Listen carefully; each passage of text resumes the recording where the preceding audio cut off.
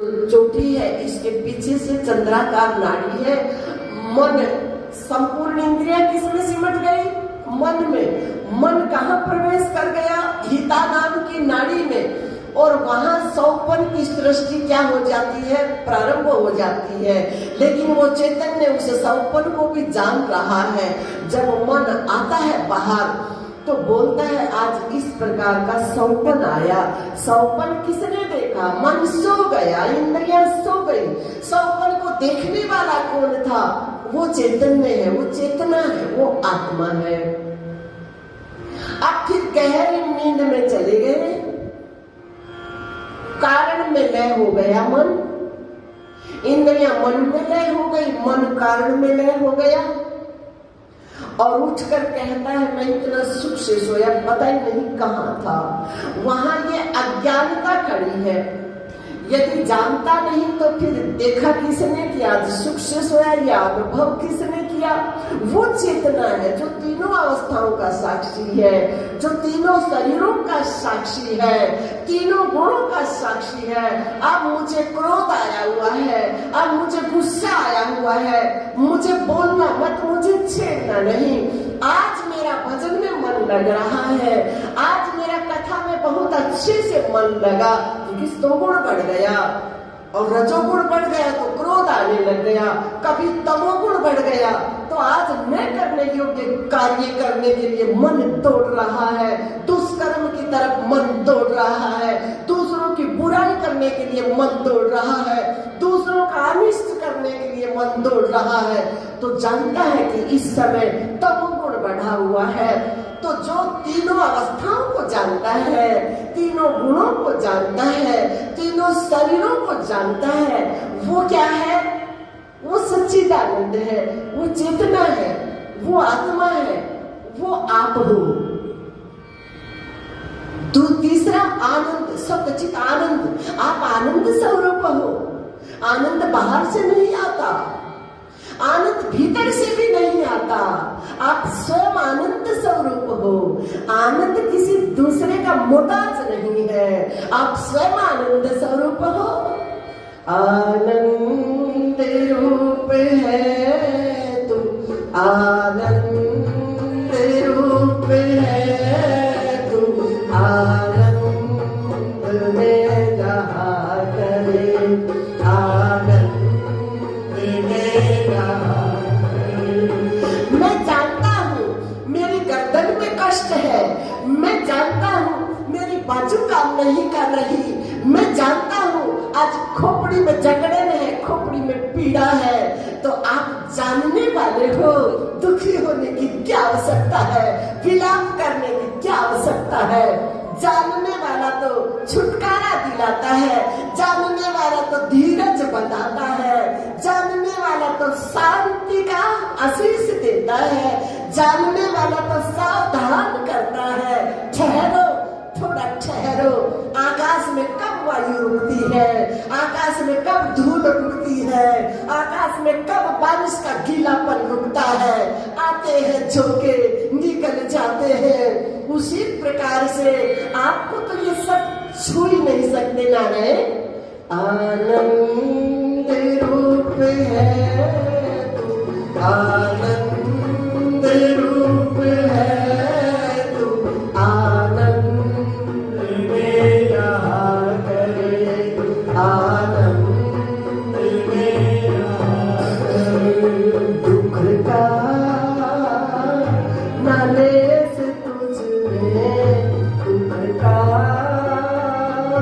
नालेस तुझ में, आनंद में रहा करे।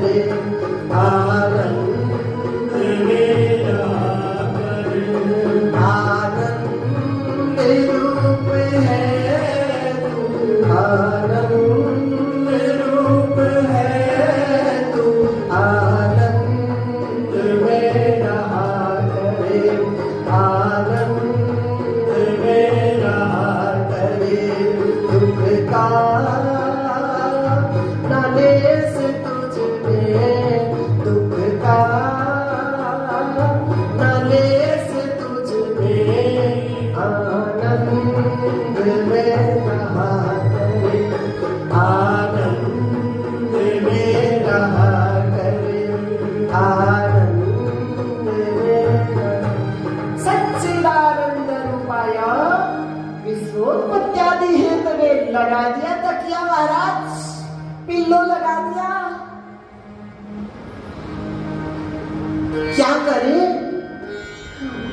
उस अपने सच्चिदानंद स्वरूप में मन को लगाए कैसे, जिसका न कोई नाम न कोई रूप। बेनामी में हम अपने चंचल मन को, चलायमान मन को रमण कैसे कराएं? तो कहा चिंता न करो, यदि बेनामी के, यदि नाम के बिना, नाम के सहारे के बिना, रूप के सहारे के बिना तुम्हारा मन उधर अग्रसर नहीं हो सकता, तो आओ, कह दिया विश्वोत्पत्त्यादि हेतवे। भगवान ने विश्व की उत्पत्ति की है। ये जो उत्पत्ति है ये सारा परमात्मा का ही रूप है, उससे भिन्न यहाँ कुछ भी। आह क्या बात है। मुझसे भिन्न, गीता जी और गुरु जी का अनुभव के शब्द, मुझसे भिन्न और कछु नहीं, मुझसे भिन्न और कछु नहीं, मुझसे भिन्न और कछु नहीं। कहे कृष्ण सुनो सावधान दया सुनो, कहे कृष्ण सुने अर्जुन प्यारा, कहे कृष्ण सुने अर्जुन प्यारा। मुझे क्यों भयभीत हो रहे हो, क्यों चिंता कर रहे हो? मुझसे भिन्न और ऐसी कोई जगह नहीं है जहाँ मैं नहीं हूँ, मुझसे भिन्न और कुछ नहीं। वो तंत्र विद्या भी मैं ही हूँ, वो सेवन विद्या भी मैं ही हूँ, वो आलतू फालतू के प्रयोग है जितने वो मैं ही हूँ, वो मुझसे अछूते नहीं और मुझसे डरने की आवश्यकता क्या है? मुझसे भिन्न और कछु नहीं, मुझसे भिन्न। प्रेत भी मैं हूँ, भूत भी मैं हूँ, विघ्न भी मैं हूँ, बाधा भी मैं हूँ, शांति भी मैं हूँ, अशांति भी मैं हूँ, आरोग्यता भी मैं हूँ और रुगण भी मैं हूँ। क्यों भयभीत होते हो? मुझसे भिन्न और कछु नहीं, मुझसे भिन्न और कछु नहीं। कहे कृष्ण सुने अर्जुन प्यारे। हे मित्र, हे शिष्य, हे प्रिय, कहे कृष्ण सुने अर्जुन प्यारा, कहे कृष्ण सुने अर्जुन प्यारा। मुझसे भिन्न, ये वस्त्र भी मैं हूँ, ये शरीर भी मैं हूँ, मुझसे ये आभूषण भी मैं हूँ, मुझसे भिन्न और कछु नहीं, मुझसे भिन्न और कछु नहीं। कहे कृष्ण सुने अर्जुन प्यारा, कहे कृष्ण सुने अर्जुन प्यारा। चित देखो दिख ब्रह्म नजारा, चित देखो दिख विश्वोत्पत्ति, विश्वोत्पत्त्यादि हेतवे, विश्व की उत्पत्ति और फिर विश्व का संरक्षण तुम्हारे शरीर को रचा है, तो उसकी रक्षा करना भी वो क्या करता है, जानता है। तुम तो शायद घर बना लेते हो, सफाई करना नहीं भी जानते, व्यवस्था करना नहीं भी जानते, बच्चों को जन्म देते हो, उनको कैसे कामयाब करना है शायद ये नहीं भी जानते, उनको मोबाइल पकड़ाना है कि नहीं पकड़ाना है शायद ये नहीं जानते, लेकिन वो तो जानते हैं मैंने सृष्टि की रचना की है, तो इसका संरक्षण कैसे करना है।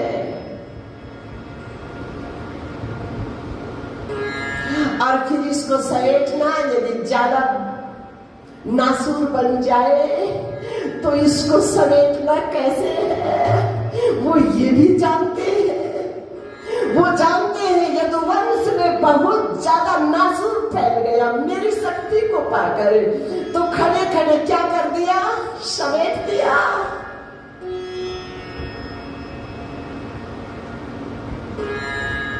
तो कहा कैसे हो, यदि तुम्हारा मन एकाएक निर्विकल्प नहीं हो सकता, एकाएक निराकार बिना नाम वाले, बिना रूप वाले में नहीं सिमट सकता, तो कहा देखो उनकी लीलाओं का चिंतन करो, उन्होंने कितने स्वरूप धारण किए हैं, रक्षा करने के, सृष्टि की रचना करने के लिए उन्होंने ब्रह्मदेव जी का धारण किया है। ब्रह्मदेव जी की माया की चदरिया ओढ़ी है उस ब्रह्म ने, उस निराकार ने, उस अव्यक्त ने, और फिर रक्षा करने के लिए उसी ब्रह्म ने भगवान श्री हरि नारायण जी की माया की चदरिया ओढ़ ली। तो उनमें मन लगा लो, उस चक्कर में मन लगा लो महाराज, जो सी चक्कर अच्छी लगे तुमको, जो सा रूप अच्छा लगे तुमको, सब उन्हीं के रूप है। फिर युद्ध में विजय दिलाने के लिए उन्होंने भगवती जगदम्बा की चदरिया ओढ़ ली, तुम उनमें मन लगा लो।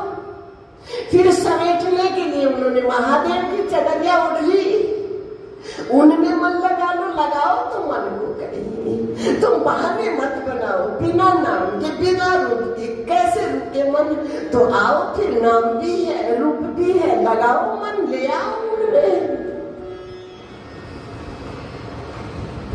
होगा क्या, बोले उन नाम रूप में भी मन लगाने से तुम्हारा मन वहां चला जाएगा जहां ताप त्रय विनाशाय, जहां तीनों प्रकार के तापों से मन हमेशा हमेशा के लिए छूट जाएगा। वहां कोई ताप नहीं जा सकता, वहां कोई गुण की पहुंच नहीं है, वो त्रिगुणातीत है, वो चेतना है, वो आपके भीतर ही है।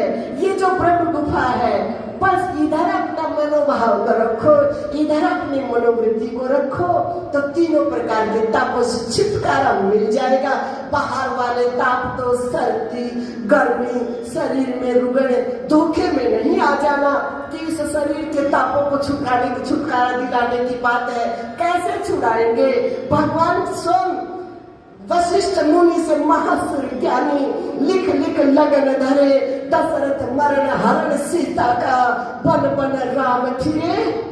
ये प्रारब्ध की चदरिया है ये शरीर, ये तो भुगतान करना पड़ेगा, धोखे में नहीं रह जाना, वरना भागवत जी से आपका विश्वास उठ जाएगा। हमको तो सुनाया जा रहा था तीनों तापों से छुटकारा मिल जाएगा, हमारा शरीर बीमारी से छूट जाएगा, हमारा शरीर आदि व्याधि से छूट जाएगा। भूल नहीं करना, ये तो भुगतान है, निपटारा करना ही पड़ेगा। हाँ, तुम्हारा मन छूट जाएगा,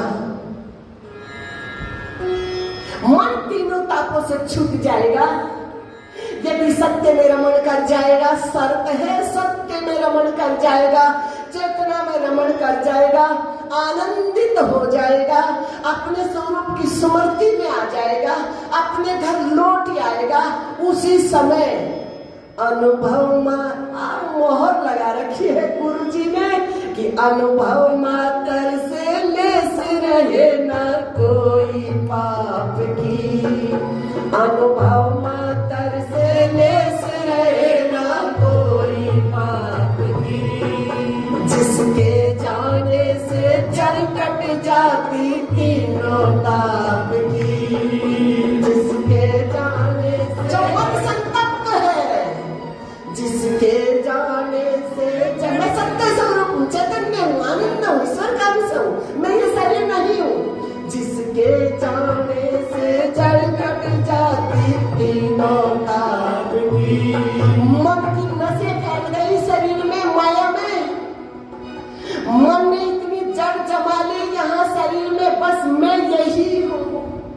और जब ये जान जाएगा मैं चैतन्य हूँ, मैं आनंद हूँ, मैं आत्मा हूँ, मैं ईश्वर का अंश हूँ, ये शरीर तो मात्र मुझे भुगतान करने के लिए एक चदरिया मिली है, मात्र एक कमरा है, मात्र एक कुटिया है, मात्र एक मेरा आसन है। मैं इस पे आरूढ़ होकर अपने घर लौट सकता हूँ सब इच्छा से, बिना विघ्न बाधा के। जिसके जाने से जड़ कट जाती तीनों ताप की, जिसके जाने से जड़ कट जाती तीनों धाम की। तीनों धाम की नहीं, तीनों ताप की। ताप कलेश सड़न चलन उच्चाटन आदि हमें शयनम, इसमें आराम से बैठकर हमारा मन क्या बात बन जाएगी, हमारा मन तीनों गुणों से उस पार चला जाए। ये शरीर भी एक कुर्सी है, इससे ज्यादा इसका कोई काम नहीं है। जिसके जाने से जड़ कट जाती तीनों ताप की, जिसके जाने से जड़ कट जाती तीनों ताप की। अनुभव मात्र से लेस रहे न कोई पाप भी। इस चोले में आने के बाद कितना बड़े से बड़ा अपराध हो गया, कितना बड़े से बड़ा पुण्य हो गया, क्योंकि पुण्य भी बंधन का कारण है, पाप भी बंधन का कारण है। पुण्य स्वर्ग में ले जाएगा, पाप नरक में ले जाएगा, लेकिन फिर लौट कर आना तो इधर ही पड़ेगा।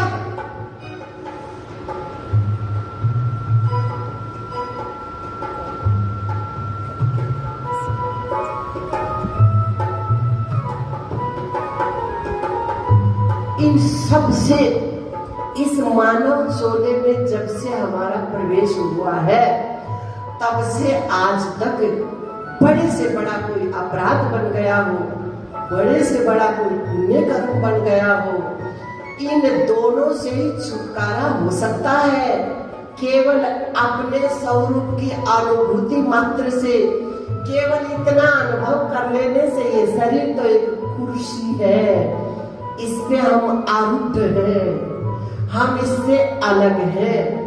ज्ञान अग्नि दग्ध करवाणी, लेकिन सावधान, ये शरीर पहले ही बन चुका है। पीछे के कई जन्मों का पुण्य और पाप का मिश्रण है ये शरीर, वो तो फिर भी भुगतान करना पड़ेगा। लेकिन इस जन्म में, वर्तमान में शरीर में जब से प्रवेश हुआ आज तक कोई भी अच्छा बुरा बन गया, यदि मन अपनी स्मृति में आ जाए तो उसी समय उनसे क्या हो जाता है, मुक्त हो जाता है। उनके लिए बात है, न कि प्रारब्ध के लिए गलती नहीं कर जाना, फिर तुम्हारी अश्रद्धा बन जाएगी। अभी तो हमने सुना कि संपूर्ण पापों से छुटकारा मिल जाता है, फिर भी हमारे शरीर में पीड़ा है, फिर भी हमारा शरीर व्याधि से ग्रस्त है, फिर भी हमारा शरीर कष्ट में है, तो अश्रद्धा हो जाएगी। इस शरीर को तो भुगतान करना ही पड़ेगा, लेकिन जन्म लेने के बाद, इस शरीर में आने के बाद जो अच्छा बुरा हुआ उससे छूट जाओगे। जिसके जाने से जड़ कट जाती तीनों ताप की, जिसके जाने से जड़ कट जाती तीनों ताप की। अनुभव मात्र से लेस रहे न कोई पाप की, अनुभव मात्र से लेस रहे न कोई पाप की। अपने कहीं बाहर जाना ही नहीं, इसलिए ये सरल से सरल है। किसी को पूछना ही नहीं, इसलिए सरल से सरल है। कुछ इकट्ठा ही नहीं करना, इसलिए ये सरल से सरल है महाराज। किसी को पूछना ही नहीं पड़ता, इसलिए ये सरल से सरल है। अपने में अपने यार, किसी दूसरे को जानना ही नहीं, इसलिए ये सरल से सरल है।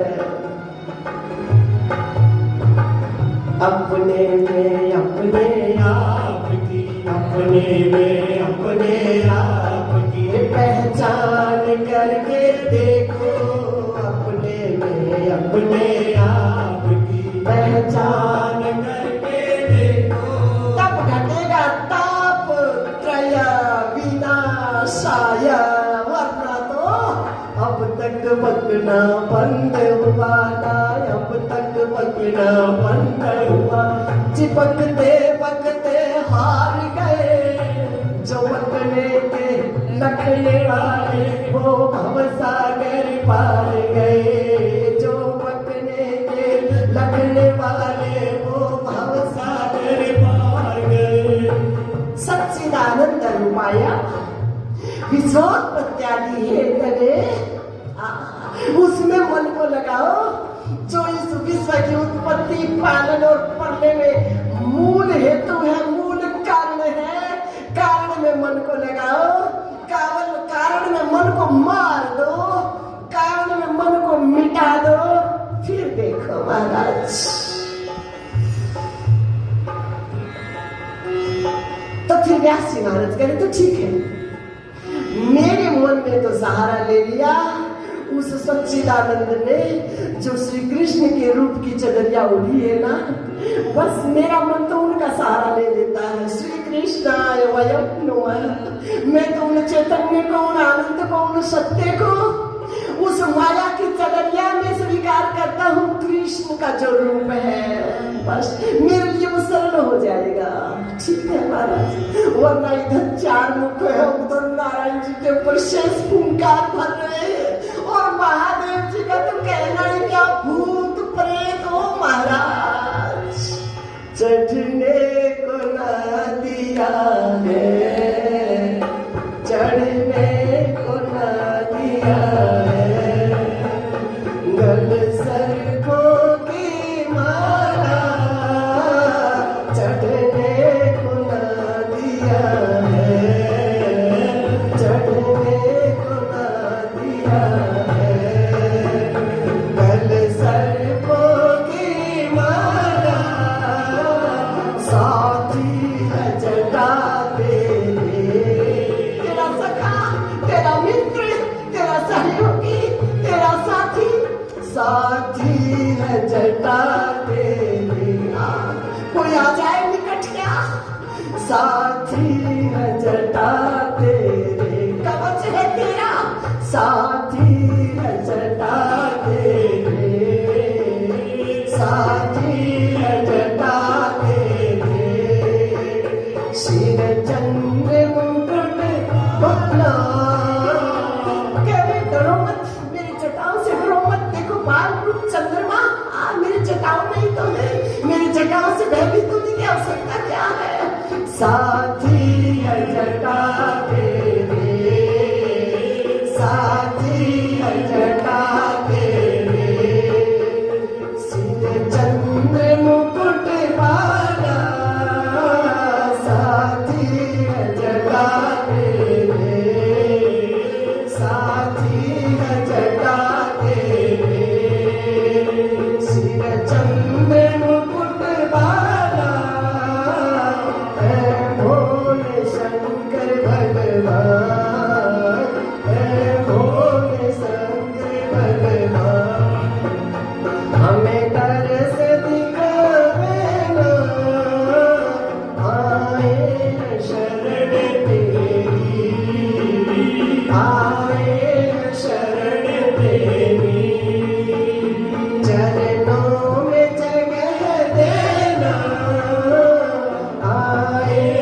शरण तेरी, आए शरण तेरी, चरणों में जगह देना, आए शरण तेरी। तो कहे इधर फुंकार सर्पों की जटा वटा भूत प्रेत महाराज, और कहने लगे ठाकुर जी ठीक, कन्हैया की जो चदरिया है ना उन ब्रह्म पे, वो ठीक है, मेरा मन उनको स्वीकार कर रहा है, तो ठीक है, तुम्हारा मन जहां लगे, मन को लगाने से मतलब है हमको तो परिणाम चाहिए महाराज। महाराज परिणाम, हमारा मन ठहर जाए, हमारा मन लग जाए किसी भी रूप का सहारा लेकर, बस परिणाम चाहिए, नतीजा चाहिए, रिजल्ट चाहिए महाराज। तो श्री कृष्ण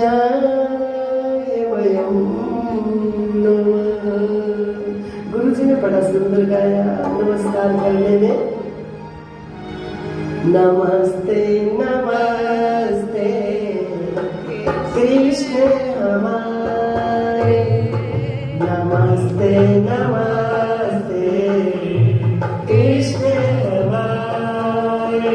उत्पत्ति पालन लय करनिहारे, उत्पत्ति पालन लय करनिहारे।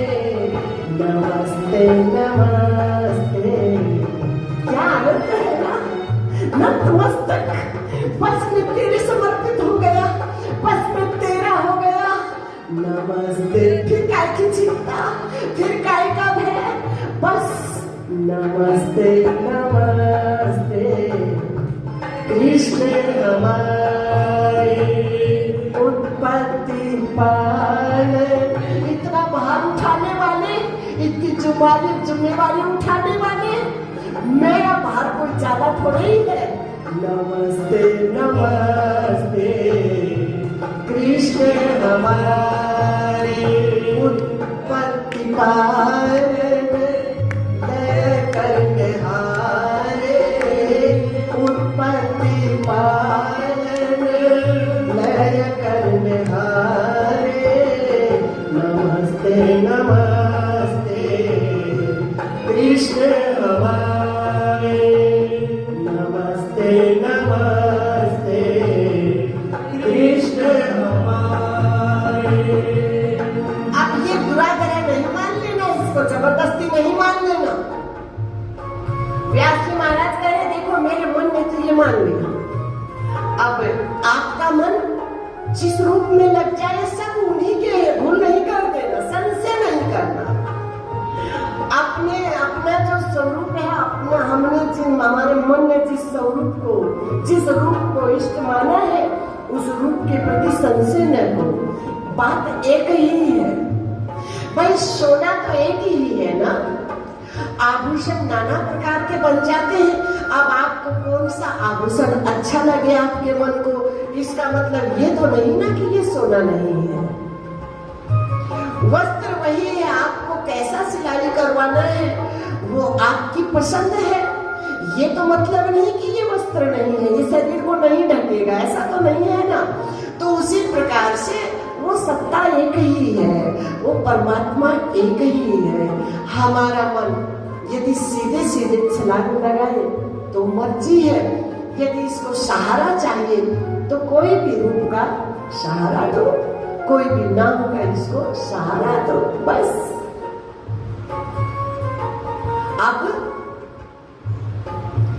अब कह रहे हैं इस रूप में, इस नाम में हमारा मन रमण करता रहे, आहार में साखंड एक रस डामाडोल न हो। इसके लिए क्या करते रहना चाहिए, क्या संग चाहिए, क्या सानिध्य चाहिए, कौन सी बाढ़ चाहिए, कौन सा कवच चाहिए, ये बताने जा रहे हैं कि 88,000 महापुरुष इकट्ठे हुए और ब्रह्मदेव जियों के पास पहुंचे, क्योंकि सृष्टि की रचना करने हेतु उन ब्रह्म ने क्या ओढ़ी है, ब्रह्मदेव की चदरिया ओढ़ी है। सृष्टि का जुमा इन रूप का है, तो आपने सृष्टि की रचना की है। हमें क्योंकि निर्णय निकला वहां महापुरुषों के मंथन में कि जो हमने सुना, जो हमारे मन ने समझा, उसका हमारा मन अभ्यास करे और मन परिपक्व अवस्था को पहुंच जाए। इसके लिए साधन क्या करना चाहिए, तो निर्णय निकला कि सत्संग। तुलसी बाबा भी कह रहे बड़ा सुंदर, बिनु सत्संग विवेक न होई, राम कृपा बिनु सुलभ न सोई। होई, राम कृपा बिनु सुलभ। देखो ना ईश्वर की कृपा तो देखो हम पे सीधी सीधी कैसे बरस रही है। बिनु सत्संग विवेक न हो, जो हमने सुना उसमें हमारा मन दृढ़ हो जाए, पक्का हो जाए, परिपक्वावस्था को प्राप्त हो जाए, इसके लिए क्या चाहिए साधन? बिनु सत्संग विवेक न होई, राम कृपा बिनु सुलभ न सोई, राम कृपा बिनु सुलभ। बोले सत्संग चाहिए, और हम पे कितने बरस रहे, 2, 2.5, 3 घंटे शाम को, और सुबह भी बरस गए। बोले लो फिर तुम लगाओ डुबकी सत्संग में, ले आओ अपने मन को कवच में, बाढ़ में महाराज, कर लो पक्का। इतना सुंदर मौका, क्या बात है। बिनु सत्संग विवेक न होई, राम कृपा बिनु सुलभ न सोई, राम कृपा बिनु सुलभ न सोई। सत्संग चाहिए, तो इसी भाव को लेकर गए। आप सृष्टि की रचना की है आपने, आप तो जानते होंगे कौन सा ऐसा स्थान है जहां हम लंबे समय तक सत्संग का सत्र चला सके, लंबे समय तक हमारा मन सत्संग कर सके, लंबे समय तक।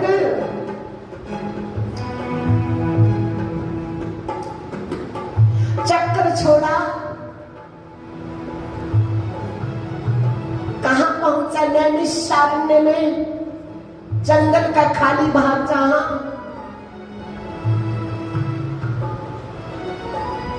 और प्रवाह से भूमि में गहरा गड्ढा हुआ और जल की धारा अखंड बह उठी, सो चक्र तीर्थ नाम पड़ गया।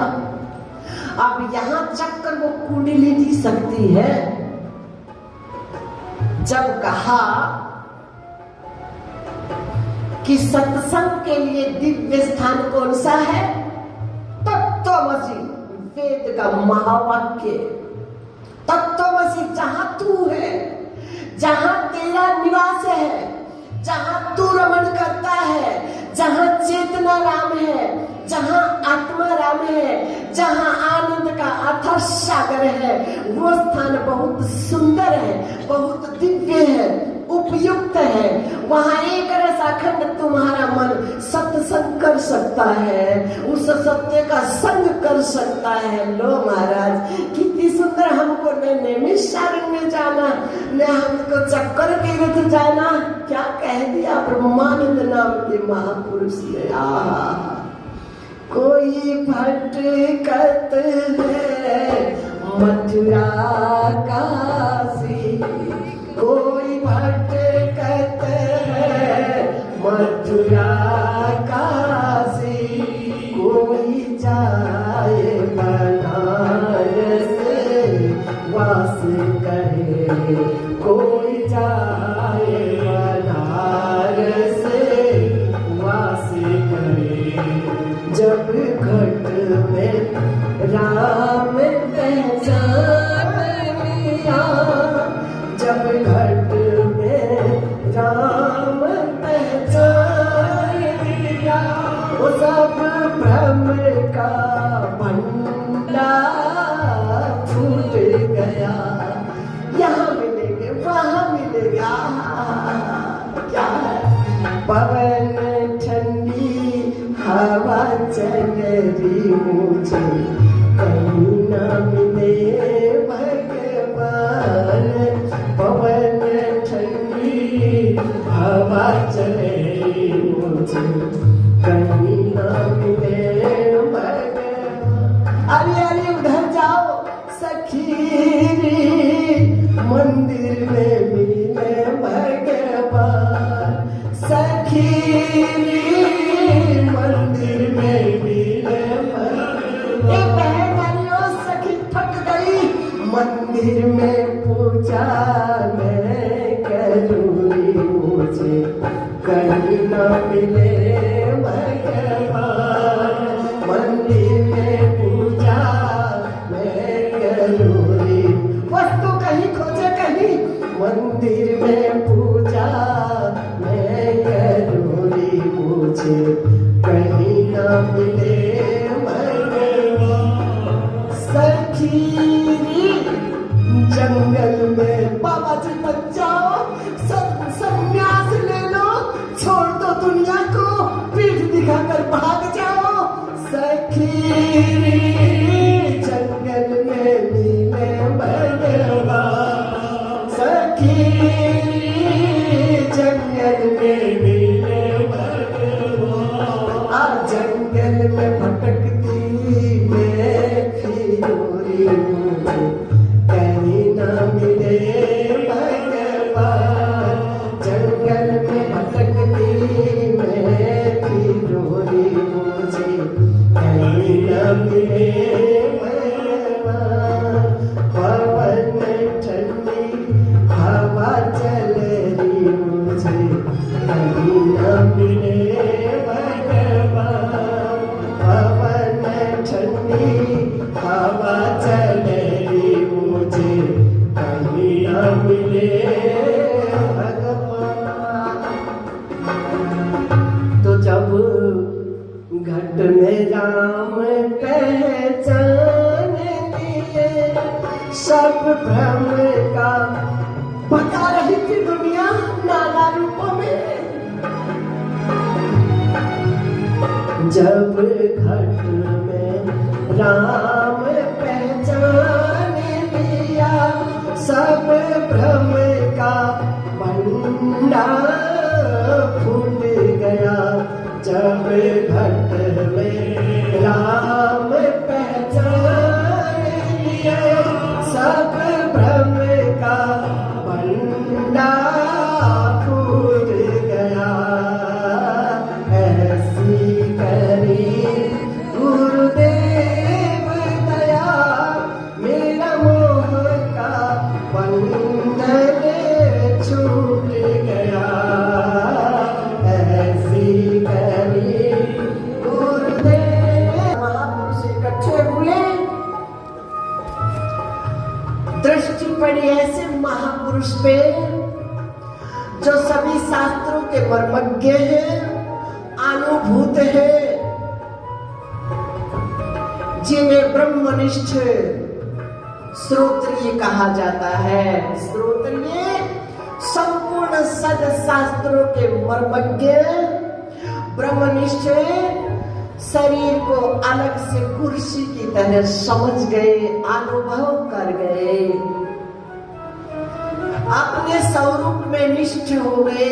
ऐसे महापुरुष जिनकी कुर्सी का नाम, जिनके शरीर का नाम, जिनके आसन का नाम श्री सूत जी महाराज, श्री सूत जी महाराज की जय। वो आसन भी पूजनीय हो जाता है,